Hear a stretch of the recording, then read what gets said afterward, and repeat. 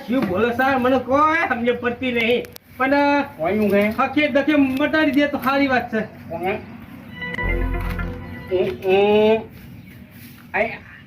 આઈનું ખાય હોવો હોવો એકદમ દુકાને પંખા વાંખિયા ગણો અલ્યા પંખા પોકે તો તઈ ન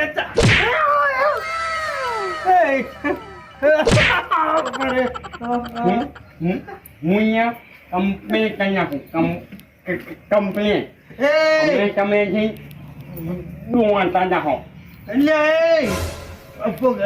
ઉભો કર